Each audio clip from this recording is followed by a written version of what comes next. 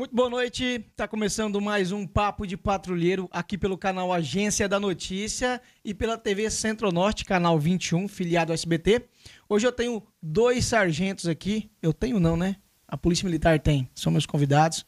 Um é terceiro, outro é segundo, né? Um é de Porto Alegre, outro é de Confresa. Vamos falar aqui de assuntos variados, né? Da segurança pública, sobre a instituição, sobre os projetos, né? Que a Polícia Militar implantou aqui na nossa região, né? Como o ProERG, a Patrulha Maria da Penha.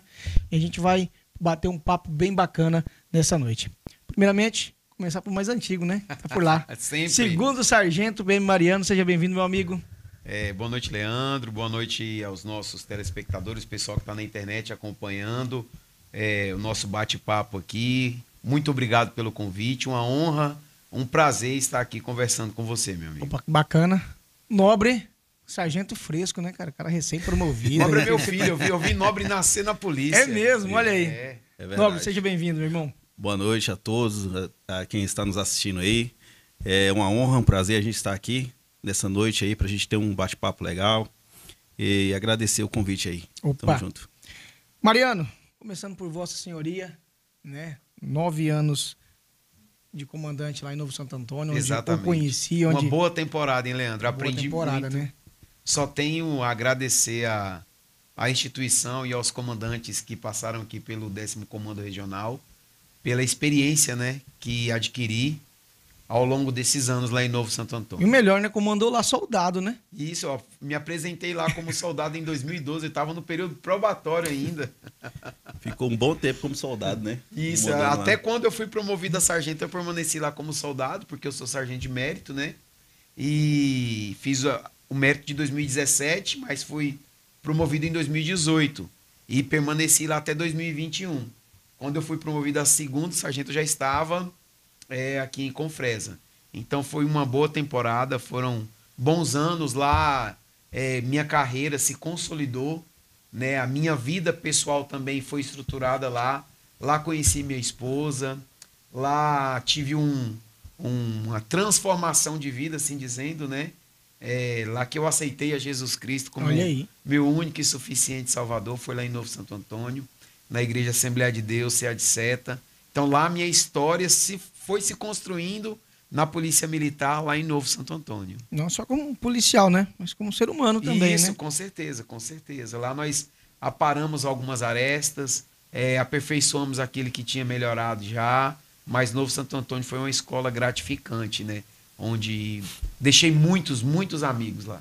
Não, e lembrando que o senhor é goiano, né? Goiano. De Aragarças. Mas nasci na Aragarças. Olha que bacana, cara. Tô muito orgulhoso. Com certeza eu sou goiano. É. Minha vida toda no Mato Grosso, mas eu sou goiano, aragarcense. E aqui nós temos um rival do senhor, né? Barra Garcense, Mato Não, eu Grossense. pensei que você ia falar que ele é rival porque ele é corintiano. Não. Também, né? O senhor que é mas o palmeirense? Leandro também Sou é corintiano. Flamengo. Que é Corinthians, mano. Flamengo. Então, calma aí, o senhor segura um pouquinho, hein? Ô, meu amigo corintiano, Barra do Garças, Nobre, já, né? Desde que entrou na Polícia Militar, primeira cidade de Porto Alegre, Sim. e permanece até hoje. E até assumiu o pelotão?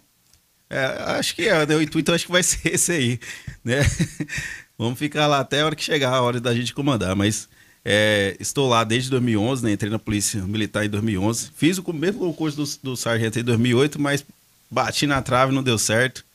Por conta de um ponto eu não classifiquei, né? Então aí em 2011 a gente, com a graça de Deus, conseguimos aí, né, entrar nas fileiras da Polícia Militar, onde conheci aí também o sargento Mariano. Na época ele estava em Vila Rica, trabalhava lá na Sistêmica de Vila Rica. E então aí quando eu formei em setembro de 2011, fui para Porto Alegre do Norte. E lá permanece. E porque assim, as coisas acontecem na vontade de Deus, né? A princípio, minha vontade era vir aqui para Confresa, né? Todo mundo queria Confresa, né? Queria Confresa. Confresa é um A minha imã, né? nota daria certo para mim vir para Confresa, né? Porque era um pouco mais antigo, mas aí teve algumas pessoas que mexeram os pauzinhos e me levaram para Porto Alegre do Norte, né? E também o soldado, ele entra quando ele entra na polícia, o cara quer ação, né? Aí depois ele vai, opa, calma. Não é bem assim. Calma, não é filme, que é a vida real. A escala da polícia ela é eterna, né? Sai um, entra outro. Então o serviço sempre vai ter. Sempre Só vai que o recruta ter. ele quer fazer todo o serviço. Ele quer abraçar o mundo todo. Se ele puder dormir na viatura, né? Uma semana direto trabalhando, ele vai. Eu conheci amigos que não queriam mais ir embora do quartel quando entraram, né? Eu não vou falar, vou falar o nome deles depois, mas hoje eles desaceleraram. Então, Desacelerou. Bem Não, mas tranquilo. todos com o tempo, passar do tempo, desacelera, é normal. É uma profissão comum como qualquer outra, né? Mas para quem tem um sonho de ser um policial militar, principalmente o nobre, que vem de uma família que tem muitos militares, né? Sim, meu pai assim, Acho que meu já pai, veio dentro da família, já vem se formando, né? Aquele caráter militar. meu pai não era militar, ele era policial civil, né? Então, e aí tinha o meu tio, que era militar. Não é, né? Hoje ele é tenente-coronel, aposentado, diretor da escola lá de Tenente-coronel Tiradentes. Guedes. Isso, tenente-coronel Guedes. E hoje a gente cresceu naquele meio ali, né? Tanto da Polícia Civil Tem quanto o primo, da Polícia Militar. Jefferson, né? Aí o meu primo Jefferson, né? O sargento Jefferson, lá de Nova Chavantina, que entrou junto comigo em 2011, fez o curso comigo aqui em Vila Rica, trabalhou aqui em Confresa durante um tempo também, né? E hoje está lá em Nova Chavantina. Tem meu irmão depois que entrou, hoje é o soldado Fabrício, trabalhando na Força Tática de Barra do Garças. Também, a Águia também, a Rotan. Braba, né? Tem o outro primo também, o sargento Rangel, também primo primeiro também. Que Esse tá onde? Esse está em Cuiabá. Estão espalhados aí os nobres. Hein? Muita gente, né? Muita gente. Muita Não dá gente. pra gastar confusão com eles, não, né? Não é muita gente. É muita gente. Muita E o gente. senhor vem como? Como é que surgiu essa vontade de entrar na polícia? Tinha vontade, desejo ou foi por acaso? Porque todo mundo que vem aqui fala, não, entrei na polícia por acaso. Principalmente os militares. Bom, veja bem, Leandro, eu tive o primeiro contato com o militarismo no Exército, em 2002. Em 2002. Mas adivinhar, serviu lá em Aragarças. Lá em Aragarças, lá no 58º Batalhão de Infantaria Motorizada, na Companhia de Comando e Apoio. E meu primeiro contato com o militarismo foi o Exército. E na minha família eu não tenho nenhuma ligação com o meio militar, né, propriamente dito assim, de uma forma direta, que eu tive durante a minha juventude, a pré-adolescência, adolescência e juventude. Não tive. Então, assim, eu fui o primeiro a entrar na polícia militar da minha família, né? Entre irmãos, primos, né? Hoje eu já tenho... Meu irmão é policial penal, né? Eu tenho primos também que são militares, tanto do Exército quanto da Polícia Militar também. Então, assim, não tivemos uma proximidade com alguém que fosse referência para que nos tornássemos militar. E assim, na verdade, o militarismo, ele veio de uma forma como concurso público. Não por vontade de ser militar, mas buscando um concurso público. Polícia. Isso. Buscando um concurso Estabilidade. público, buscando estabilidade. Né? Buscando estabilidade. O concurso de 2008 foi um divisor de águas na Polícia Militar, como outros concursos foram depois. Por quê? Ele marca o fim do ensino fundamental, o início do ensino médio, ele passa a cobrar o toxicológico, ele passa a cobrar a CNH. Então, esse concurso de 2008, para se ter uma ideia, foram ofertadas mais de 1.000 vagas, mas foram preenchidas 500 e pouco, acho que 500 e alguma coisinha. E hoje, na minha turma de 2008, nós não somos mais 300, porque foram policiais que entraram e já foram enveredando por outros caminhos, passando em outros concursos. Então, a turma diminuiu bastante, né? Aqui nós temos, né? Acho que o Milhomem é de 2008, Sim, né? Sim, Sargento Milhomem, da minha turma de 2008. O delegado lá de Porto Alegre do Norte também, né? Que... Doutor Neidimir. Ah, o Neidimir. Doutor Neidimir também. Doutor Vitor, né? Um abraço, doutor Vitor. Neidimir foi policial militar aqui em Sim, Confresa. da nossa turma Da também, turma de 2008. Justamente. Da turma de 2008. Bem lembrado. Carlos César, né? Que hoje é delegado do Pará. Sim, o Cezinha. E eu lembro que o Cezinha, quando ele passou no concurso, ele começou a fazer a habilitação. Ele não tinha ainda. Sim. E assim, um fato que, como eu disse, na nossa turma, muitos saíram porque... Vou dar o exemplo do Dr. Vitor. Muita admiração, eu falo isso como admiração. Durante o curso de formação, ele continuou estudando. Sempre foi muito dedicado. Nas horas vagas do curso de formação, o Nobre sabe como é um curso de formação, ele continuava estudando. Nunca deixou de estudar. Nunca deixou de estudar. É um exemplo mesmo. Um exemplo. Tanto ele quanto o Cezinha, né? Sempre foi muito dedicado aos estudos. Sim. Muito Os inteligentes, dois, né? Eles viram um meio de estabilidade temporária e sempre buscaram algo a mais na carreira deles, né? Na carreira profissional deles e sempre do lado da segurança pública. Nós temos também, né, o Gerson Moura, né, que trabalhou com a gente Gerson aí Moura. em Porto Alegre por um bom tempo e hoje é oficial do Distrito Federal. Tá né? lá em Brasília. Brasília. Quem que é esse? Gerson Moura, ele trabalhou ali em Porto Alegre, da minha turma também, em 2008. Hoje tá lá em Brasília. Trabalhou uns 3 ou 4 anos com a gente aí em Porto Alegre do Norte. Ah, não é o Moura, não, né? Não, é Gerson Moura esse. Esse é outro. Mas bacana, então é o seguinte, né? A gente falando de carreira militar principalmente, né? Por mérito ou por acaso, né? O senhor me falou então que o senhor entrou pela estabilidade, né, na instituição, buscando estabilidade. Isso. E foi pegando o amor pela profissão. Cara, assim... Até hoje, né? Eu me disponho a fazer as coisas, eu faço bem feito.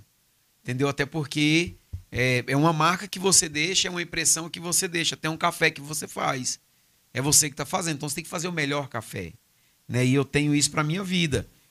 Então, assim, não que eu me identifiquei com o militarismo, mas eu trabalho com muito amor, não por amor. Eu trabalho pelo meu salário. Trabalho em servir, literalmente. Isso. Servir e trabalho proteger. pelo meu salário. Tem que pagar a conta. Lógico. O boleto vence na segunda, meu irmão. Se não tiver salário, não teria polícia. Se não tiver salário, não vai, não. Agora, eu faço com amor, com dedicação, com entrega, né? E, assim, é um trabalho prazeroso, né? O trabalho da Polícia Militar, principalmente, assim, nas áreas que tanto Nobre quanto eu atuamos, que seja na Patrulha Maria da Penha ou no PROERD. Nobre, e você, como chegou na Polícia Militar? Então, já vem de família, né? Já tive essa influência aí, já, né? De dentro de casa, de ter pai policial, ter tio policial, né? Então a gente já cresceu nesse meio. Habituado. Então meu sonho, sim, sempre foi querer um dia ser policial. Não importa se fosse civil, se fosse militar, mas eu queria entrar no meio policial, por conta da influência já da família. Mas você tentou outro concurso sem ser o militar? Sim, fiz da Polícia Civil também, né? Fiz, mas eu não consegui classificar, não, e depois eu fiz para militar. Mas deu tudo certo no final, né? Sargento Mariano, vamos falar um pouquinho aqui, né? Relembrar aqui as histórias lá de Novo Santo Antônio. Ih, tem história, hein, Leandro? Meu Deus do céu. Estão me lembrando algumas aqui. Começar pela escala, né? Eu lembro, vou contar uma história aqui. Eu lembro que um fato que repercutiu, né? Meu Deus do céu. Não vai falar no daquele estado negócio, não. todo, onde o município chegou a ficar sem viatura e naquela época, sim, né? Verdade. Sim. Faltava muito viatura, a infraestrutura do estado, né? Para a segurança pública era bem defasada, né? Naquela época. E, inclusive, uma vez me mandaram fotos, né? Era o senhor e mais um outro policial que eu não me lembro o nome. Isso. Né? Fazendo rondas de bicicleta. Hoje, Cabo Josué. Ele quer falar, Josué. Fazendo ronda de bicicleta. Não, ele saiu o sargento agora. Saiu sargento Josué. Olha aí, mais um sargento. E aquilo chegou, eu fiz a matéria, né? Ganhou o estado, de repente. O comandante, na época, que era o major, era major até então, né? Major Castelo. Nosso pai. Pô, Leandro, a gente já vai resolver a situação lá, tal, né? A gente tá mandando a viatura, a gente tava tentando trazer uma de Cuiabá, não deu. E mandou uma aqui, né? Mas o caso é que chamou atenção e ganhou o estado. A primeira vez que o senhor ficou conhecido no estado todo, andando de bicicleta e patrulhando, né? Uma viatura. Não, o importante era fazer a patrulha. Sim, e não foi bem uma patrulha. O que acontece? Nós tínhamos uma viatura lá e essa viatura necessitou de passar por uma manutenção. E a manutenção era aqui em Confresa. E ela veio e demorou a voltar. E as pessoas entenderam que essa viatura tinha sido trazida para Confresa para ser utilizada aqui e deixado Novo Santo Antônio sem viatura. E na época teve a visita de uma pessoa, de uma figura política lá na cidade. E necessitava que a polícia militar estivesse lá na Câmara Municipal. Então nós fomos de bicicleta, porque é muito perto, 3, 4 quarteirões, nós fomos de bicicleta. E alguém tirou essas fotos. E essas fotos, né? Repercutiram de uma forma que G1 ligou lá. Muitos jornais, veículos de comunicação de Cuiabá ligaram lá em Novo Santo Antônio. Imagina que não passou o Castelo naquela época. Não, imagina todo mundo ligando para ele, né? Eu lembro que eu tava em Barra do Garça, pediram para trazer uma viatura de lá. Olha aí. Para cá naquela época.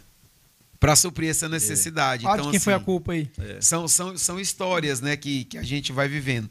Nós tínhamos um conselho de segurança muito atuante lá em Novo Santo Antônio, né? Não poderia deixar de falar do senhor Manuel Santana, que foi o presidente do CONSEG lá por muitos anos e que certamente ele brigou para essa viatura chegar lá, voltar para lá, né? Não que ela tivesse desviada de lá, mas que rapidinho apareceu uma viatura lá, apareceu. Né? Apareceu uma viatura lá. Pois é. Eu fui responsável por uma confusão que o senhor, né, arrumou. Deixa eu ir lá pro chat, só mandar um abraço pro nosso pessoal lá. Sabe quem tá aqui conosco? Henrique. Grande Henrique. Cabo tá sargento? Tá cabo ainda? Vai sair sargento agora, hein? Ele tá ação? Tá Tá vivo. são, tá vivo, Tá tá vivo, bem, tá Henrique? bem. Tá Aceitou bem. Jesus, Henrique? Um abraço, Rapaz, abraço, esse Henrique. Menino bom, Henrique hein? já me deu trabalho, hein? Conheci Henrique nos Baianos, menino novo, Eu descabeceado. conheci o Henrique nos bar. Eu conheço o Henrique, é meu amigo de infância. Nós É. éramos vizinhos em Barra do Garça. O Henrique fartou. abraço de pro Nós nem, Henrique. nós nem sonhávamos em ser polícia um dia e brincava junto. Henrique. Ô, Henrique. Ô, Henrique, para. Ninguém me chama mais de cabeça de boneca velha aqui, né? Eu Graças chamo, a às vezes eu Deus. chamo. Não pode aqui? Chama, pô. Que Pode, ela né? que não tem respeito, não. Sabe quem me deu esse apelido de cabeça de boneca velha? Ô, Lira, foi não? Não, o Predador não. Foi o finado Micael, Micas de Nael. canela de paca, Mica. saudoso. Uma vez eu cheguei, tava com o cabelo tava igual o de vocês, assim, sabe? Caindo. E eu com vergonha de rapar. E ficava aí. Ele começou um dia a me chamar de cabeça de boneca velha e tal. E um certo dia eu cheguei no campo pra jogar bola, tinha no meio do campo uma estaca com a cabeça de uma boneca velha em cima. Meu Deus. Aí pronto, cara. Nunca mais eu tive nome. Foi naquela época que você jogava ali no quartel. Isso. Nunca mais eu tive nome. Quem, o, E eu primeiro, comecei a apelar no começo, aí ficou pior. o primeiro que eu vi falei negócio de cabeça de boneca velha foi o Redney. O Redney com esse negócio de cabeça de boneca velha até aí. Agora ele tá com a cabeça de boneca nova, né? Dessas novas bonecas que nasceu agora. Implantou? Bebê Reborn lá, tá careca, careca, careca. Rapaz, então é complicado, bicho. O José Campos já chegou por aqui. Daqui a pouco ele solta alguma pérola aí, vocês podem esperar. Credo. Né? Mandar um abraço aqui pro Wilson Nobre, acredito que seja É meu primo, primo do Dr. Wilson Flávio Nobre. Guedes, meu irmão. ao Sub Ricardo, ao Charles. ah, Eita, estão agradecendo aqui, né? Ó, o Olávio José, Sargento Nobre, Padrão Porto Alegre, só agradece o seu trabalho. A Jaqueline Ferreira, a Elis, ao Fernando, ao João Manuel. Bom, depois a gente volta para lá, porque senão a gente fica dando atenção agora. Pro chat a gente não vai falar sobre segurança pública. Ô Nobre, vamos falar um pouquinho sobre a sua história ali em Porto Alegre do Norte, né? Afinal, desde que entrou na Polícia Militar, primeiro município, permanece até hoje. Acredito que tenha visto uma evolução, né? Tanto na segurança pública quanto na estrutura, né? No efetivo. A gente acompanha Porto Alegre do Norte e hoje a gente, para mim, na minha opinião, é estruturalmente é o pelotão mais bonito, né? É o quartel mais O bonito, quartel mais bonito da região. E isso acho que fala muito, né? Pelo cuidado, pelo zelo dos comandantes que passaram por lá. A gente agradece muito a cada comandante que por lá esteve, né? Que passou, cada um deixou a sua contribuição, né? E agora, por último, nós tivemos aí o Major Eliezer, que depois que ele chegou, ele terminou de dar, né? Implementar toda aquela estrutura que hoje nós temos ali, aquelas acomodações. Hoje, todos os policiais que vêm de fora aqui para nossa região para operações ficam ali no nosso quartel, né? Porque ali tem boas acomodações. Todo mundo que chega ali elogia. Bem diferentemente da época que nós chegamos no ano de 2011. Ali o quartel era bem precário mesmo, a situação era precária. E aí hoje nós, em 14 anos já praticamente que eu estou lá, já mudou muito, né? O efetivo melhorou. Tínhamos só uma viatura, hoje nós temos duas. O quartel, infraestrutura é impecável, né? Todo mundo que vai lá elogia. Esses dias eu tive fazendo uma visita lá, né? Entrei lá e me mostraram. Fiquei impressionado, cara, né? Com a qualidade do trabalho que foi feito, né? O conforto que os policiais hoje têm, tanto para quem vai pernoitar, né? Ou para quem está em serviço. O nosso comandante Major Eliezer, ele é bem detalhista, né? E aí ele sempre pensou na melhoria de condições de trabalho para os policiais dele, né? Os comandados dele, né? Então, não só os policiais, quanto as pessoas que vão lá, que vão ser atendidas, né? Para chegar a ter um bom ambiente, né? Ter um conforto a mais. Sem dúvidas. O Sargento Mariano, a gente estava falando aqui do Cabo José Campos e, infelizmente, hoje ele está lá em Novo Santo Antônio. Ele mandou te avisar, tá? Infelizmente? Com certeza ele tá procurando alguma história lá, né? Ele vai achar, ele vai achar. Ele é bom, né? O Vai Zé da achar. Juquira. Ô Zé, um grande abraço pra você, pro Lucas, né? O Lucas da Sema, né? Eu acho que... Não sei mais quem tá. Luquinhas. É o Luquinha. O Luquinha é meu chegado, hein? Engordou? Tá pesando 10 quilos de roupa molhada. O bicho tá pesado. Tá muito pesado. Vamos falar aqui sobre o Proerd. Né? Temos aqui hoje, que é instrutor do Proerd, o Nobre, né? Mas que eu me lembro, né, um destaque no Proerd aqui na região foi com o senhor, Sargento Mariano, lá em Novo Santo Antônio, e depois expandindo para a região toda aqui do CR. Eu tive o primeiro contato com o Proerd em 2010, né? No ano de 2010, eu vi um policial aplicando uma aula do Proerd. E eu falei, rapaz, que negócio legal esse negócio aí do Proerd, né? Se tiver oportunidade, eu quero fazer isso aí. Porque, assim, quando o policial ele sai do curso de formação, ele sai pensando muito em enveredar assim, pela linha operacional, né? Pelo policiamento especializado. E o contato que eu tive com o Proerd, com esse policial que eu vi ele trabalhando, me chamou muito a atenção, né? Me chamou muito a atenção. Então, em 2010, eu tive a oportunidade de fazer o curso. No final do ano de 2010, eu tive a oportunidade de fazer o curso lá em Primavera do Leste. O curso foi lá. E de lá para cá eu consegui atuar em todas as cidades aqui do nosso comando regional, né? Tanto na formação de crianças, jovens e adultos também, né? Para não dizer que eu não tive a oportunidade de aplicar aula do Proerd, foi só em Santa Terezinha, mas já fiz muitas palestras lá. Agora, aulas do Proerd eu já apliquei em todas as unidades aqui, né? Desde a área da 2ª Companhia ali em São Félix, da área da 27ª aqui em Confresa, 1ª Companhia, 23º Batalhão lá em Vila Rica também, né? E a gente acredita no poder da transformação através da prevenção. O Proerd é um programa de prevenção, ele não é um programa de recuperação de crianças, adolescentes, de jovens. É um programa de prevenção primária, né? Para aquela criança que ainda não teve contato com o ilícito, assim dizendo, voltado para as drogas. E falando de Proerd, né? Hoje o Sargento Nobre falando, em Porto Alegre, são cerca de 750 alunos atendidos. Fala pra gente um pouquinho desse trabalho desenvolvido nas escolas lá do município. Sim, eu entrei no Proerd em 2012 também, né? Assim que a gente lá no comecinho, né? Isso, eu entrei em 2011, aí em 2012 já teve um curso, foi em Vila Rica mesmo o curso, e aí é onde a gente foi se inscrevendo para poder fazer esse curso, fizemos. Aí quando eu cheguei em Porto Alegre, 2012 eu apliquei, o primeiro ano que eu apliquei foi 2012 e 2013. Aí depois, por conta do nosso efetivo, naquela época o nosso efetivo era muito, muito pequeno, não tinha como o comandante me tirar da escala para mim ficar somente aplicando Proerd. Então aí eu fiquei um tempo sem poder aplicar, e se fica 2 anos sem aplicar, tem que fazer o curso novamente.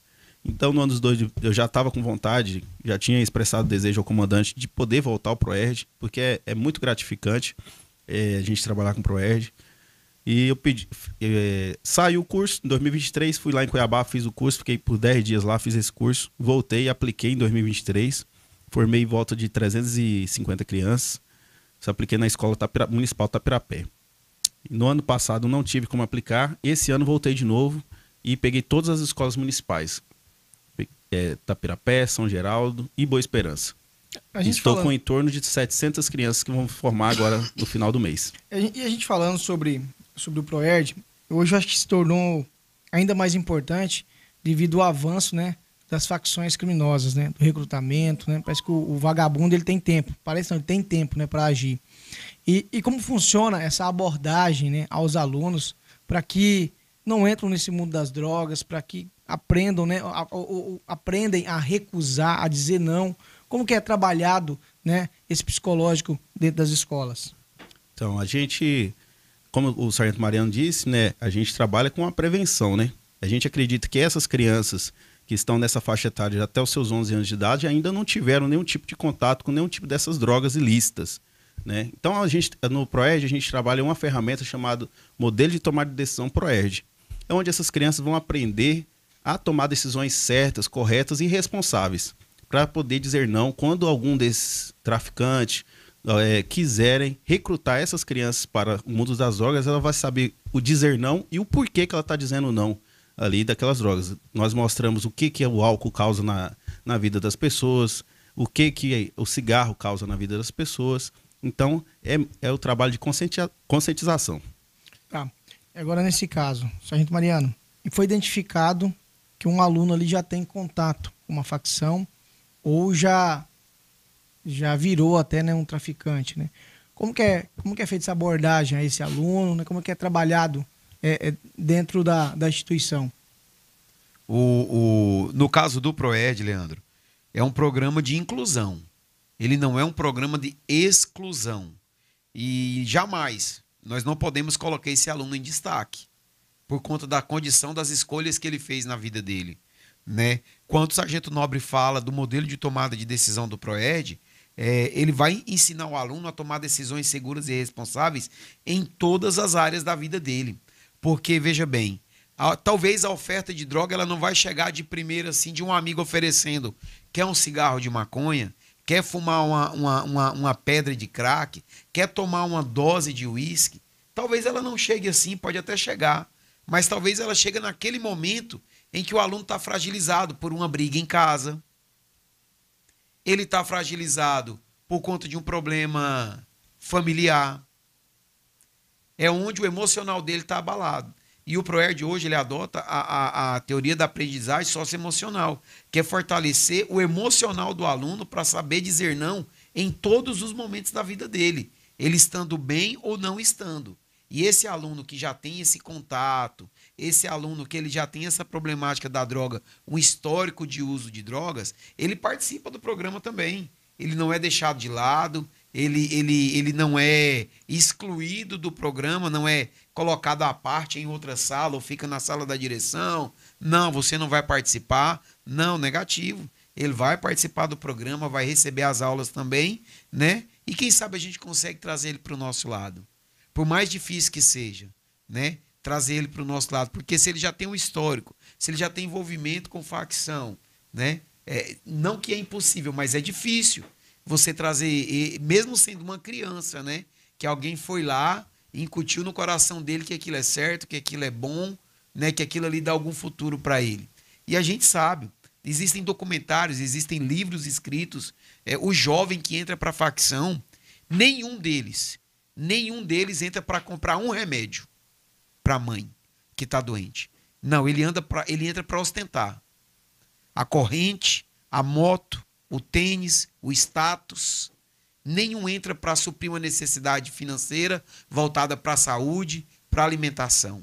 Nenhum faz isso. Mas ostentar o quê? Se a gente vê que todo faccionado é lascado, né? Você vê que os caras vão presos, os caras estão com chinelo velho, os caras moram em barraco, os caras vivem em situação de aquela salubre. Propaganda enganosa, né? Justamente. Ele entra achando que vai viver assim. Que ele entra que achando que porque vai ele viu ter... o chefão com um carrão ali, com uma casona, que ele vai ficar igual. Ele entra pensando que é isso, que a vida é assim. A droga é uma ilusão. E esse caminho é uma ilusão. O crime, principalmente. É uma ilusão. Só que é uma ilusão séria, né? Que leva ele pro buraco e leva ele para de trás das grades. Destrói a família. E como orientar a família? Como que é trabalhado, né? Lógico, trabalha os alunos, as crianças ali, mas Sim. E as famílias? Como é que é repassado as informações para elas também? Infelizmente, muitas famílias, eu não vou dizer que apoiam, mas se acostumam a viver nessa vida, nesse mundo, porque até o pouco que chega em casa contribui com alguma coisa. Nós já tivemos ocorrência ali no quartel da família, chegar primeiro que o advogado, primeira coisa que pergunta, cadê o celular dele? Que isso? A própria família. Amoitando? Coadunando, né? A maioria desses jovens que realmente entram por esse caminho aí tem apoio da família, né? A grande maioria, né, Sargento? Infelizmente. Então a base estrutural da família ali já é bagunçada. O PROERD, ele trabalha em tríade, né? É a polícia, a escola e a família. A família é a base de tudo. Então, não adianta a gente trabalhar só a escola junto ali com a polícia se a família não se inteirar, não ajudar para que o programa funcione, para que o programa dê certo, né, Sargento? Exatamente. Tanto é que, antes de aplicação das aulas, faz-se uma reunião, convida os familiares, explica para eles o que vai ser trabalhado ali com essas crianças. Em seguida, são feitas reuniões com todos os profissionais da escola, as atividades das crianças, das turmas de primeiro ano, segundo ano, eles levam a atividade para casa para fazer com os pais, sobre todo o tema trabalhado na sala de aula. As turmas de quinto ano, tem 5 atividades que eles chamam de conversa em família. As atividades que os alunos têm na sala de aula é levado para casa para fazer com os pais também, com os pais. Então, os pais também são envolvidos no processo. Não, e acima de tudo, eu acho que também a presença, né, da aproximação da polícia dentro da escola, não ali como para reprimir, né, mas para orientar, para ensinar, trazer conhecimento, ela é de suma importância, não só para a segurança pública, mas também para a formação de caráter. Com certeza, você é um exemplo. Você é o espelho ali, né? Então, seu comportamento, a sua conduta tem que ser condizente com aquilo que as crianças pensam. Porque você pode destruir sonhos se você, naquele momento, tem uma conduta, fora da escola você tem outra conduta. Então, isso tem um peso de responsabilidade muito grande no instrutor do ProERD, porque ele tem que viver aquilo ali que ele está ensinando para as crianças, né? De certa forma, ele é um exemplo para as crianças. As crianças olham para ele e veem um exemplo ali. Antigamente as crianças viam a polícia, né? Ficaram com medo, saía correndo, chorando. Tinha aquele receio, né? De ir lá falar com o policial, de pegar na mão do policial. Hoje você vê que já mudou essa concepção, né? Mas a culpa era dos pais que assustavam. Vou fazer uma traquinagem, vou chamar a polícia para você. Olha a polícia ali, olha a polícia ali. Eu uma vez levei um tapa de um policial. Rapaz, vou contar aqui, ele já morreu mesmo, saudoso, Sargento Misael. Rapaz, eu andando na rua uma vez, lá em Santa Cruz de Xingu. Ó, subtenente, não vai me deixar mentir, o Jean vai estar aqui, comandante lá de Santa Cruz de Xingu. Rapaz, não sei o que ele me falou, né, pra mim ir embora. Eu falei, eu acho que não tô meio ríspido, não vou, não. Tome. Receba. Tome. Cacei o rumo de casa na hora. Falei, hoje acho que falta um pouco de Misael aí na rua, sabia? Porque o que tem de moleque aí mal educado na verdade, sim, botar moral, porque eu acho que a polícia, acima de tudo, ela tem que ser respeitada. Mas a partir do momento que você dá uma ordem, ou você orienta, né? Não é seguido, sim, a gente tem que adotar outras medidas. A gente tá com muito moleque na rua aí com moto empinando, moleque aí meia-noite nas ruas aí traficando, matando, roubando, furtando, trazendo prejuízo para a sociedade e destruindo famílias. E eu acho que falta um pouquinho, né, de mais força mesmo, de mais empenho, e eu digo não da força policial, mas de uma forma geral da segurança pública, em botar essa molecada para caçar um rumo, né, ter menos defesa, porque hoje você vê o menor, ele não tem direito, ele não deve trabalhar, ele não deve fazer isso, ele não deve fazer aquilo, tudo é errado, ele não fica preso, ele não tem responsabilidade nenhuma. É por isso que a gente vê as facções, as organizações criminosas avançarem e terem, né, como alvo esses adolescentes, justamente porque eles têm privilégios que um cidadão comum não tem. Às vezes, Leandro, a informalidade de um serviço, de um trabalho, pode trazer prejuízos para uma família. O pai, por exemplo, que tem uma oficina e ele quer colocar o filho dele para trabalhar na própria oficina dele, ele pode chegar a ter problemas com a justiça. Porque ele está colocando o filho para trabalhar. Né? É impressionante, né? Impressionante. E o crime organizado, ele vive na informalidade. Então ele não tem problema com trabalhista, ele não tem problemas com o Ministério do Trabalho. Quem vai lá cobrar ele? Quem vai lá saber se ele recolheu o INSS? Se é um jovem aprendiz ou um menor aprendiz? Ninguém vai lá cobrar ele. Então fica mais fácil, né, para ele trazer essa pessoa para o lado dele, fazer 1000 ofertas, não cumprir nenhuma e tá tudo certo. Se a gente for alongar, assim, a gente vai começar a falar de leis, de judiciário, e aí eu te falo uma coisa, cara. Eu digo, como eu sempre falo no jornal que eu faço lá na Top FM, nossas leis, ela incentiva que os criminosos continuem praticando crimes. Exatamente. É só isso. A polícia, ela faz o trabalho de enxugar gelo. Ela vai fazer o mesmo trabalho diversas vezes, até várias vezes ao mesmo dia, né? E a gente às vezes não vê resultado. Poxa, mas a polícia não prendeu ontem, o cara tá solto de novo hoje? Então não adianta a polícia prender. Daqui a pouco o desinformado vai começar a criticar o policial.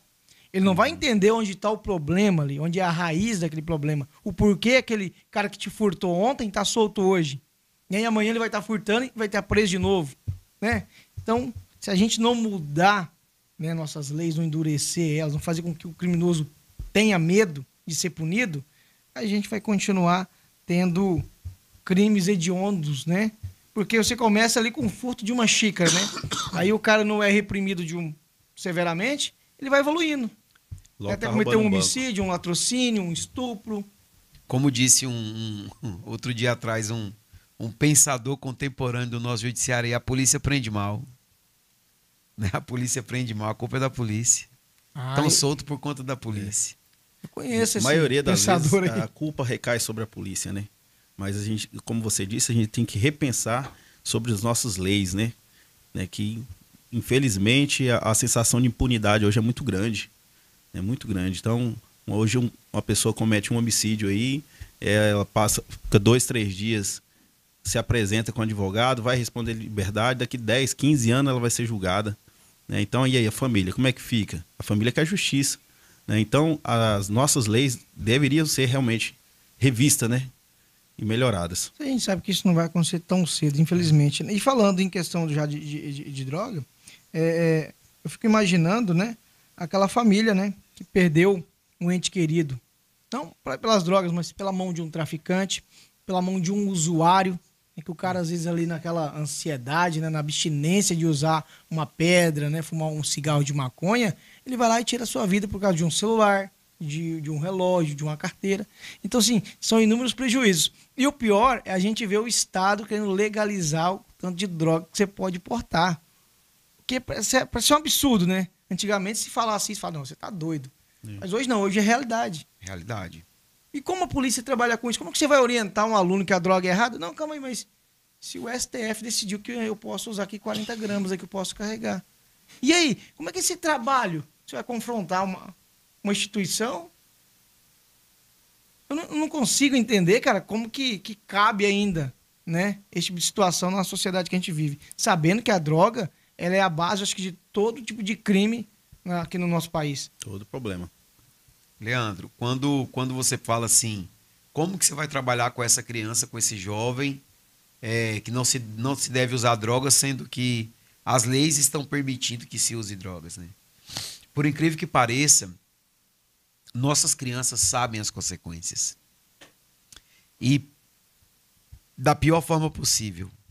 Eles conhecem, convivem, sabem de casos de pessoas muito próximas que enveredaram por esse caminho. E deu tudo errado. Né? Na escola que eu estou trabalhando hoje, lá na escola Vila Tapiraguaia, por exemplo, em vários momentos lá, nesses 3 meses que eu estou trabalhando lá, os alunos me abordam e falam, sargento, meu irmão está preso. Sargento, meu irmão morreu. Sargento, meu irmão levou um salve. Então, assim, as crianças sabem das consequências. Sabem das consequências, né? E quando elas têm essa experiência negativa, né, com algum familiar próximo, fica, né, de uma forma, um terreno mais fértil para você colocar a semente do bem. Aquela palavra que vai fazer com que ele reflita se vale a pena, né? Se compensa, né? Para ele refletir. Porque o ProERD, ele faz a criança refletir sobre as decisões que ele vai tomar, porque cada decisão dele tem uma consequência. E ele tem que pensar antes de tomar a decisão, né, se aquelas consequências serão positivas ou negativas. E depois ele ainda vai repensar em cima da decisão que ele tomou. Será que eu tomaria essa mesma decisão no futuro? Então, assim, são situações que a gente trabalha com as crianças usando exemplos que, infelizmente, eles mesmos trazem para a sala de aula exemplos negativos, né, de pessoas, de familiares que se envolveram com droga, que se envolveram com facção, e infelizmente perderam suas vidas. Eu já tive alunos, né, de chegar e falar, o senhor sabe que dia que meu pai vai ser solto? Meu pai está preso, sabe que dia que vai ser... Entendeu? Pai de traficante, né, que se envolveu com esse mundo das drogas aí, né, com facções.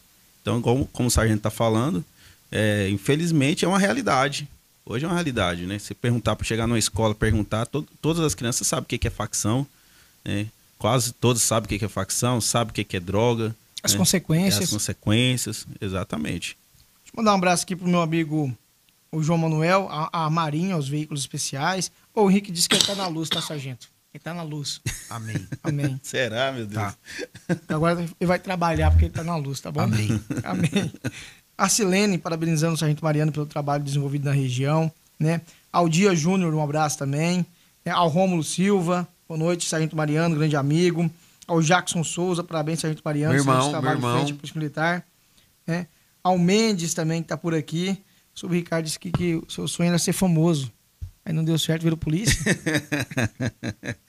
A gente sempre também gostou da música, Pagodeiro, né? né? Pagodeiro. Foi dos bons, né? Bom. Você já foi no pagodinho? Já ouvi ele tocando, já. Você já foi no pagodinho prestigiar ele? Já assisti várias vezes, já o grupo Só Resenha se apresentando. Olha aí, bacana. Já ouvi, já. Antes da gente entrar na polícia, a gente já tocava lá em Barra do Garça, né? Família de pagodeiro também, todo mundo Sim. gosta de um pagode. Gosta do Todo samba. mundo, todo mundo, a família É cultural, pagodeira, né? O Cultural. pagode, o pagode ele não ofende ninguém. Não. O pagode, eu acho que, pra mim, é um dos ritmos mais alegres que tem. Eu não sou muito fã do samba, aquele samba de carnaval. Samba enredo, né? É, pra mim, é uma porcaria. Mas o pagode em si, eu gosto bastante. Vamos falar de Patrulha Maria da Penha. Vamos falar. Importantíssimo trabalho feito aqui na nossa região, Norte Araguaia, né? Através aqui do Sargento Mariano, o Sargento Nobre também. Vamos falar aqui sobre esses números. O senhor tem alguns números aqui pra gente começar esse embate aqui, esse debate, essa conversa. O senhor me falou que já foram mais de 1.000 mulheres atendidas aí, desde 2021. 2021 pra cá. Muita gente. Muita gente. E a violência infelizmente. doméstica assusta, né, pelo crescimento e as formas, né, de como ela é praticada. Você vai, só bateu, não é Ela é só silenciosa, bateu. né? Às vezes, né, justamente. Às vezes um tapa, Ela é silenciosa. ele passa muito mais rápido do que a tortura psicológica. Nesse momento agora tem uma mulher sofrendo violência doméstica. Exatamente. É um absurdo, né? Nesse Esses momento. casos aí, esses dados aí, são os que chegam, né? E é os que não chegam. Que a mulher não denuncia, que não faz. Quantos a gente tem assim, né? É. Sargento. No ano de 2019 a 2024, temos alguns números aqui para a gente analisar a quantidade de feminicídios que ocorreram no estado de Mato Grosso. São dados da Secretaria de Segurança Pública. Esses dados são disponíveis a qualquer pessoa que entrar nas estatísticas lá do site da CESP. Em 2019, nós tivemos 39 feminicídios. Em 2020, 62 feminicídios, quase dobrou.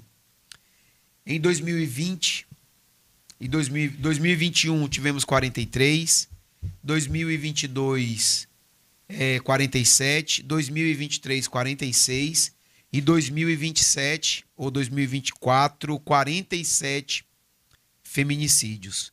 O que mais chama atenção, né, dentro dessa questão da violência doméstica, que são os traumas que ela causa, né? Quando a gente vê um número aqui, por exemplo, no ano de 2024, de 47 mulheres que perderam sua vida de forma violenta, olha os reflexos disso. Aqui no site do TJ, do Tribunal de Justiça, ele traz um dado para a gente aqui que é assustador. Em 2024, o Estado registrou 99 mortes de mulheres por violência, sendo 47 feminicídios que a gente leu ali agora, e 52 homicídios. Dessas vítimas de feminicídios, 41 eram mães e deixaram 83 crianças órfãos. 83 crianças sem suas mães. Né? Então, assim, reflete em gerações e gerações e gerações. É o filho que vai contar para o filho que meu pai matou minha mãe. Ele não fica só órfão de mãe, né, Sargento? Perde o pai também, né? Porque o pai vai ficar preso. Essa criança não vai querer depois, dificilmente, perdoar o pai pelo que fez, né? Isso é E fato. essa criança vai contar para os outros: meu pai matou minha mãe. Os filhos dela vão contar: meu avô matou a minha avó. Então, assim, vai ser geracional. É um problema que vai se estender, um trauma que vai se estender de geração a geração. E vai passando de geração a geração. É um trauma que fica que ele vai deixar marcas que essa criança possivelmente nunca mais vai esquecer. Como foi a morte da mãe dele. Que o pai, ou o namorado, ou alguém próximo à mãe, né, praticou esse feminicídio e tirou a vida da mãe dele. E a gente falando desses casos, né, da importância da Patrulha Maria da Penha, em Confresa a gente teve alguns casos de feminicídios, né, que realmente chocaram pela brutalidade. Um no começo desse ano, foi no final do ano passado, foi no começo desse ano, né? Foi. Aqui no setor Morada Nova, né? Que as imagens ganhou repercussão a nível nacional e mostra, né, o final de um casamento tóxico, né, de uma relação conturbada, de uma relação onde você sofre agressões não só físicas, mas como psicológicas, a gente viu a brutalidade. E ali o assassino ele demonstrou que ele não tem nenhum tipo de piedade ou pudor, né? Naquela situação você pode definir bem o que é a violência doméstica. Naquela ocasião, o suspeito, né, acabou esfaqueando a mãe com a criança no colo, no caso, filha dele. Dependendo da situação ali, poderia ter atingido a criança também, e ele não se importou, momento nenhum, né, com o bem-estar dos filhos. Então você vê que o agressor, ele não vai ter pena, né, da esposa, da companheira, da namorada. Ele vai praticar o crime sem nenhum tipo de receio. É como a gente viu ali. E já vinha de um histórico lá, né? Tudo tem um comecinho. E eu queria que o senhor falasse sobre isso, sargento, para que as mulheres se atentem, né, ao menor detalhe de violência doméstica. Aquela situação ali... A gente já viu o final, né, de uma relação. Né? Ali nós já pegamos o desfecho, né? Mas conversando com algumas pessoas próximas ali, aquele casal, né, o relacionamento deles era bastante complicado, né? Com idas e vindas, separações e voltas, separava e reatava, entravam outras pessoas também pelo meio do relacionamento, outros parceiros, outras parceiras, né? E uma situação que a gente já entendia que o pior iria acontecer. Quando, se eu não me engano, em 2022, 2023, eu recebi uma medida protetiva dela para acompanhamento. Contudo, nós não localizamos ela. Ela tinha mudado para o estado do Pará, se eu não me engano. E eu consegui contato telefônico com ela e ela, na oportunidade, disse que não iria mais voltar para a Confresa e foi encerrado o acompanhamento dela, porque ela estava em outro estado. Ela pediu orientação acerca de medidas para buscar a pensão das crianças. E quando eu assustei, que no dia do fato lá, pelo nome dela, eu lembrei dela, falei, cara, eu acho que essa menina ela já foi atendida da Patrulha Maria da Penha. Mas nós nem chegamos a fazer o atendimento dela, não encontramos ela aqui na cidade, ela já tinha ido embora. E conversando com alguns familiares, até mesmo do rapaz lá que cometeu o assassinato dela, falou que eles estavam com a vida... Antunes Barbosa. Estava com a vida complicada o relacionamento deles, né? De ofensas de ambas as partes, um relacionamento conturbado, com muito envolvimento de álcool, com muito envolvimento ali de brigas entre eles, né? De briga. Então foi uma situação complicada. Se nós pegarmos os números do Anuário Nacional de Violência contra a Mulher, de violência pública, mas e pegar a aba lá de violência contra a mulher, o estado de Mato Grosso é um dos estados que mais tem medida protetiva. É um dos estados que mais registra boletim de ocorrência. É uma das polícias que mais trabalha voltada para essa área aí. Registrar boletim de ocorrência e solicitar medida protetiva, certo? Para se ter uma ideia, nossa comarca, a comarca de Porto Alegre do Norte, nós temos 79 comarcas no estado. Ela é a 11ª. 4 cidades e um distrito. Ela é a 11ª. São números absurdos. São muitos boletins de ocorrência e muita medida protetiva.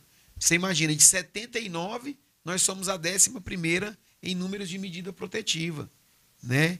É um número muito alto para um conglomerado de pessoas ali pequeno. A densidade populacional aqui não é tão grande pelo tamanho do território, né? E a gente, assim, fica triste porque os números não baixam. Os números não baixam, e cada vez mais está aumentando o número de feminicídio. Nós tivemos um semestre que diminuiu o número de processos, mas aumentou o número de medidas. Ou seja, aqueles processos oriundos de boletim de ocorrência, quando a gente vai olhar as naturezas, foram naturezas mais graves ainda. Foram menos processos, porém mais medida. Ou seja, aqueles processos, a violência foi tão aguda que precisou de mais medidas protetivas para resguardar a vida daquela mulher. E nós temos assim que ressaltar o trabalho do judiciário aqui da comarca de Porto Alegre do Norte pela rapidez na concessão de medida protetiva. Né? As plantonistas, né, as pessoas que trabalham lá junto com o Dr. Caio, assim, falando da terceira vara ali, são muito profissionais. É muito rápido. Domingo, o pessoal da comarca te liga, mandei uma medida protetiva para essa mulher. Pô, mas o BO foi agorinha à noite. No domingo já está ali. Foi de sábado para domingo, domingo até meio-dia, a medida protetiva já está na mão da mulher.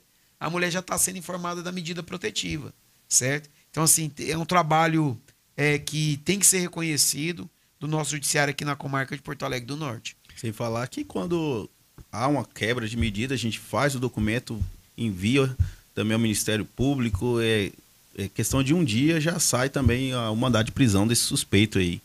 Então, é muito rápido mesmo. Doutora Giedra é bem atuante nisso aí também, né? Qualquer situação que chegue lá envolvendo quebra de medida protetiva, ela já peticiona no processo pela prisão do autor da quebra da medida protetiva. E a gente tem conseguido, tem conseguido cumprir essas prisões, tem conseguido manter essas mulheres em segurança, né? O objetivo é o quê? Evitar o feminicídio. Quando a gente olha o Anuário de Segurança Pública, quanto mais medida protetiva, mais mulheres em segurança.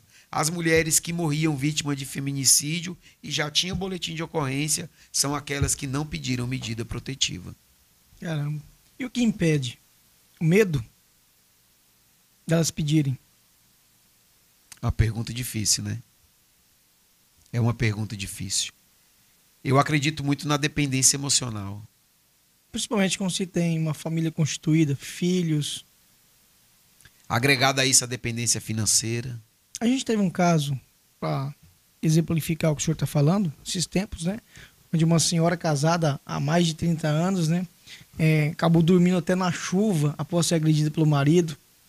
Ele a tentou matar, né? Eu acho que Sim. Deus naquele dia agiu, não permitiu, né? Mas o trabalho que o senhor fez juntamente com outros policiais militares, né? E dando o apoio, assistência após o fato, mostra, né? Ela já vinha sofrendo violência doméstica há muitos anos. Muitos anos. Né?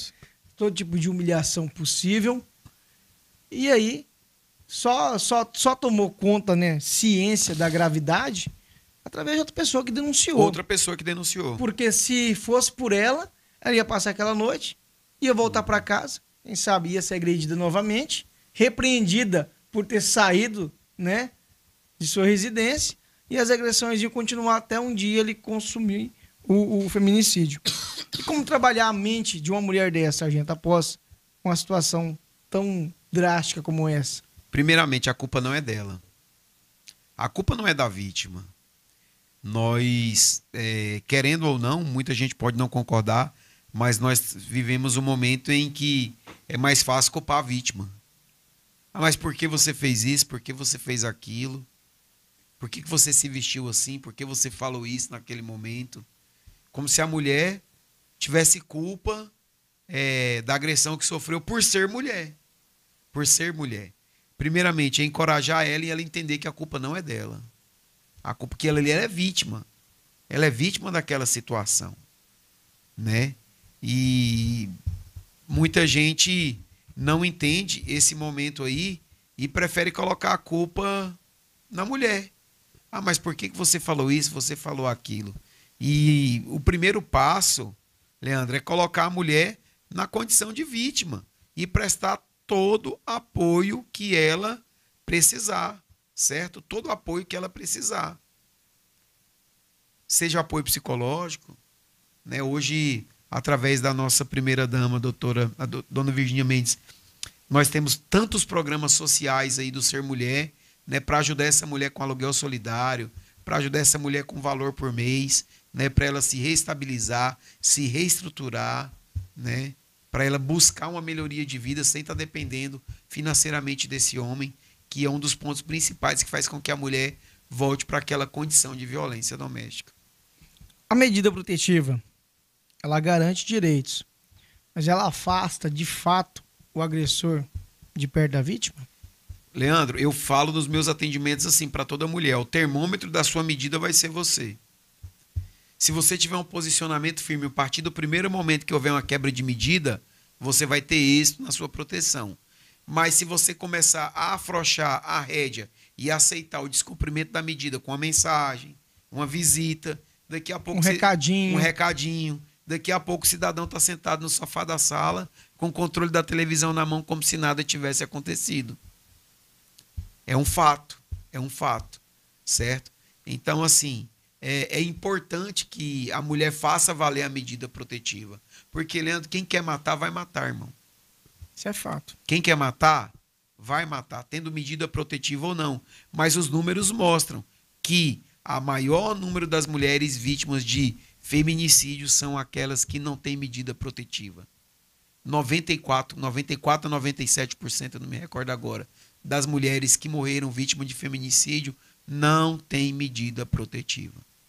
E hoje, atualmente, em Confresa, a gente estava conversando, em Confresa especificamente, deixa eu ver que tem 50 mulheres sendo monitoradas, né? Assistidas, Sim. né? Através da patrulha. Como é feito esse trabalho, né? Após a identificação e os pedidos das medidas protetivas a essas vítimas? Começa no boletim de ocorrência. A mulher registra o boletim de ocorrência. Na delegacia ela vai pedir a medida protetiva.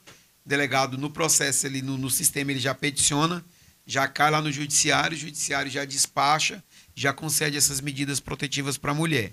Encaminha para a gente via e-mail, para a gente começar o acolhimento, a visitação, né, dessa mulher que foi vítima de violência doméstica.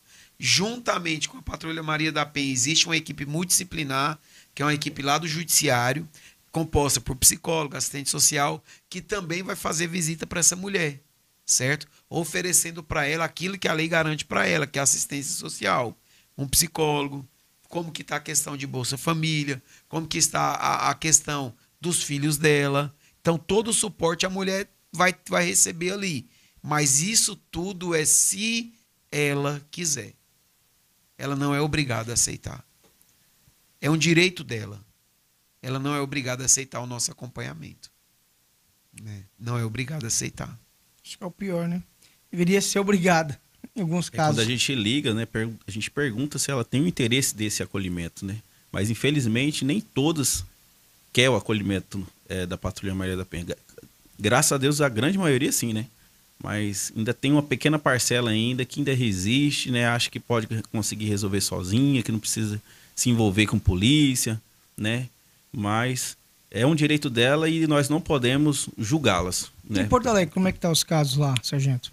Temos bastantes casos lá, né? Hoje nós estamos em torno de umas 25 acolhidas lá hoje, em Porto Alegre do Norte. Bastante. Tem bastante.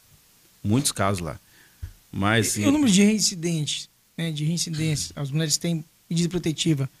Você sente que tem aumentado, tem diminuído? Como que funciona? Como é que é a mente do agressor após ele saber que a mulher procurou a polícia, registrou um boletim de ocorrência, ele tem uma medida que não pode se aproximar, entrar em contato? Como que... A gente faz esse trabalho de acolhimento à vítima, assim se ela quiser, né? Como o sargento Mariano disse, ela não é obrigada, mas a partir do momento que ela aceitou, a gente fez o acolhimento dela, a gente vai atrás do agressor. A gente faz o atendimento também do agressor. Ali a gente explica para ele o que ele pode, o que ele não pode fazer, né? Diz para ele que estamos acompanhando essa vítima 24 horas por dia, monitorando para que a medida dela, para garantir que a medida dela não seja quebrada.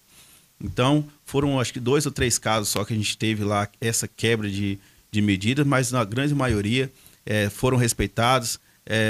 O nosso judiciário lá encaminha, que tem um projeto aqui em Confresa, né? Que acontece ali todas as quartas-feiras lá aqui na companhia, né, que é só voltada para os agressores. Então, aí ele direciona esses agressores para cá, eles têm que participar de uma quantidade... A escolinha do Bom Viver? Uma quantidade X, né, de encontros, né? 12 encontros, geralmente, né, consecutivos, toda quarta-feira, proporcionado através do CREAS, né? O CREAS que organiza isso aí, e a Polícia Militar disponibiliza ali o espaço. E eles têm que vir aqui, ele recebe palestras e outras coisas mais, acompanhamento psicológico. E assim, né? O cara que tiver vergonha na cara, fala, poxa, cara, eu cometi um erro, realmente não quero mais voltar à situação. Ali na escolinha, ali nas aulinhas, ali ele vai ter noção disso, né? Então ele vai poder mudar de vida. Então também acolhe o agressor. Fala, cara, vem cá, cara. É assim que funciona a vida. Você vai agredir a mãe de seus filhos, você vai agredir sua companheira. Que exemplo você vai dar, né? Para os seus filhos. Exatamente. Então, eu acho que a pessoa que quer mudar de vida tiver, né, um bom senso ali, ela fala, opa, não dá mais. Realmente. Leandro, só para você perguntou aquela hora sobre a questão da medida protetiva e a garantia da vida da mulher. Abre a calculadora aí que eu vou te passar um dado para você acompanhar um número real do Anuário de Segurança Pública, certo? É o Anuário Brasileiro. Em 2022, nós tivemos 1.455 feminicídios. Soma aí agora mais 2023, 1.467. Certo? 1.467. Porém, nós tivemos, dentro desse número aí, os feminicídios de mulheres com medida protetiva, certo? De mulheres com medida protetiva. No ano de 2022, 69. No ano de 2023, 66. Num total de 135. Então, se você pegar aí o total de 2022 e 2023, você vai ver o quanto é baixo, né, comparado com o número total de mulheres que foram vítimas de feminicídio, aquelas que têm medida protetiva. Então, morre mais mulher que não tem medida do que tem medida protetiva. Qual que foi o total de 2022 e 2023? Porque quando a mulher ela é assistida, só para complementar, o agressor, ele sabe, né, das consequências. Porque o fato da mulher se deslocar a uma delegacia, da mulher se deslocar a um quartel da Polícia Militar, expor a sua vida, contar o que está acontecendo, se envergonhar, dizer que está apanhando do marido, já é uma vitória para ela. Já é um passo muito importante na vida daquela mulher. Quebrar o ciclo. Quebrar o ciclo da violência. Nós temos que trabalhar em cima disso, quebrar o ciclo da violência. Fazer com que aquela mulher não seja mais vítima de violência. Isso é o mais importante.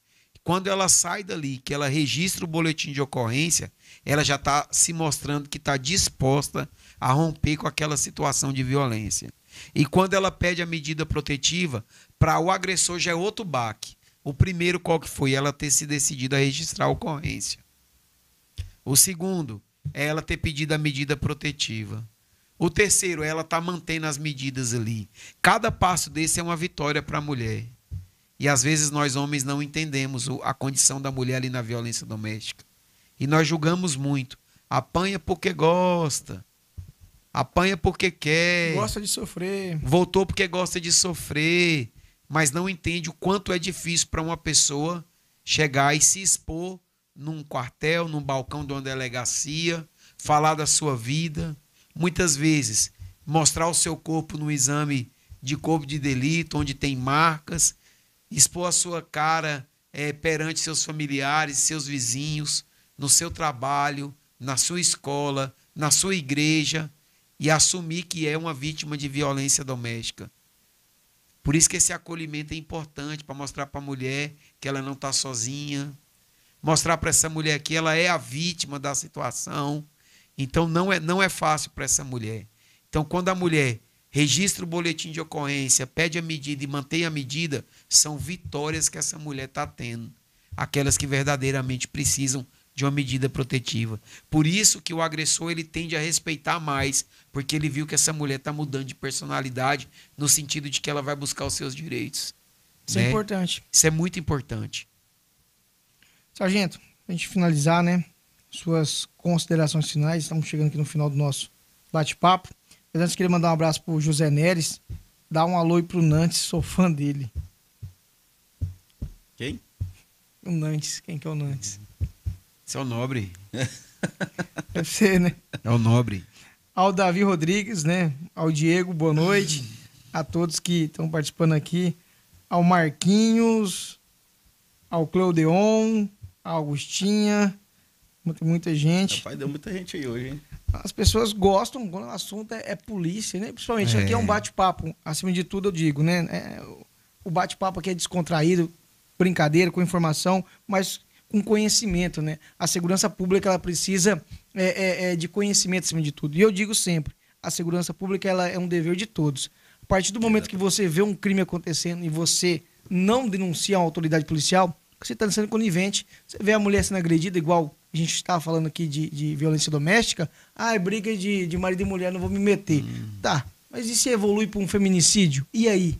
Você não poderia ter evitado acionando uma viatura? Custa, né? 190? Exatamente. Então, a segurança pública é um dever de todos. E se a população se conscientizasse disso, né, na sua grande maioria, fizesse o mínimo, ver uma coisa errada, denunciar, eu te garanto que a gente teria menos crimes nas nossas cidades, no nosso estado, no nosso país, de uma forma geral. Sargento, muito obrigado. Leandro, só agradecer. Eu só queria fazer uma última consideração a respeito de medida protetiva, né, principalmente aqui no estado de Mato Grosso. Ainda que com números oficiais, né, do Anuário de Segurança Pública e números da Secretaria de Segurança Pública. Em 2022, nós tivemos 47 feminicídios. 3 mulheres tinham medida protetiva. No ano de 2023, 46 feminicídios. 8 tinham medidas protetivas. Então, assim, é gritante a diferença. Quanto mais mulheres com medidas protetivas, maior chance tem de não ocorrer feminicídio com elas.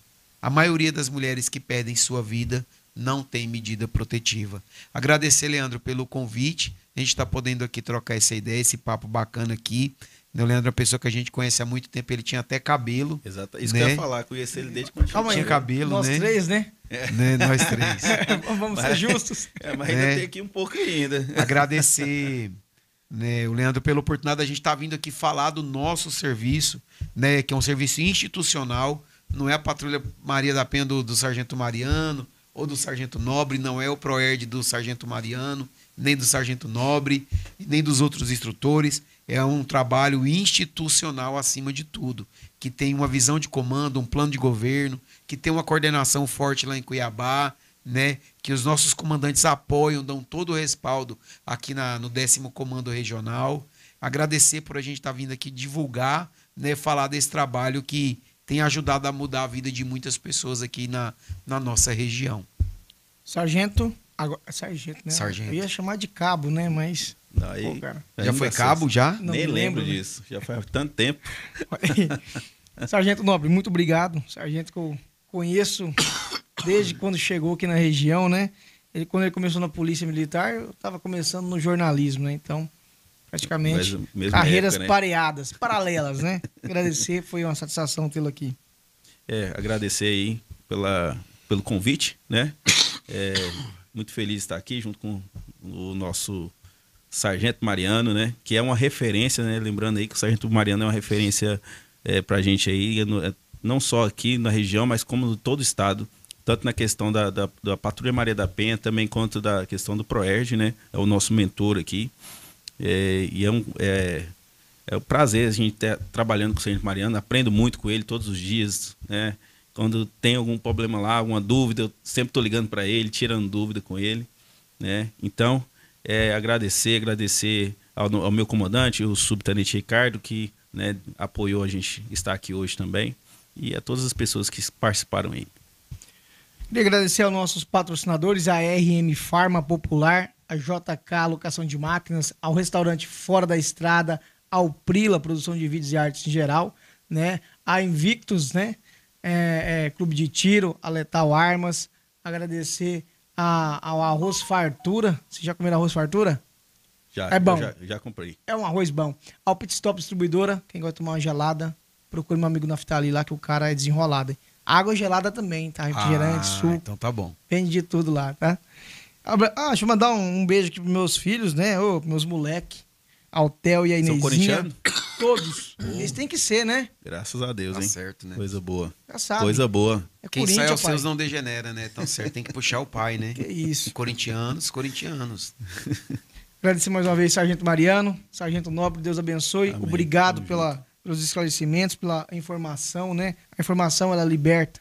A informação, ela traz até mais segurança quando você se tem, né? Então, quando você tem conhecimento, você tem o poder.